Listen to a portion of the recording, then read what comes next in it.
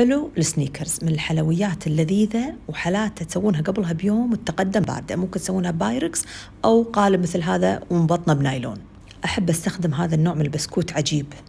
الخلطة الأولى 6 حبات كيري وربع كوب سكر بودر، ربع كوب حليب بارد، 2 جيمر و2 تشيز دريم ويب، والجيمر الكبار نخلطها نخليها على جنب. هذه الخلطة الأولى.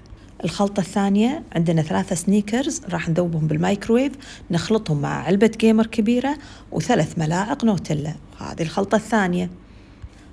الخلطة الثالثة راح ناخذ نص مقدار الخلطة الأولى ونخلطها مع 3 ملاعق كبيرة زبدة الفول السوداني البينت بتر. هذه 3 خلطات عندنا. يلا نشتغل. حليب بارد، نقطص البسكوت ونسوي طبقات. أسهل من كذي ماكو. وكل مرة نحط خلطة من هالخلطات الثلاث ونكرر لغاية ما يصير 6 طبقات عندنا.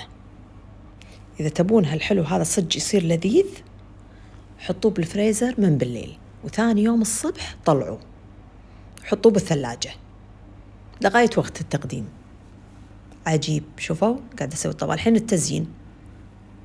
التزيين يكون نفس خلطة اللي هو الجيمر مع النوتيلا مع السنيكرز، نفسها بالضبط اللي هي للتغطية، ونزين بحبات السنيكرز. مثل ما قلت لكم حالات هالحلو يقدم بارد، فعشان كذي أحطه بالفريزر مثل ما قلت لكم.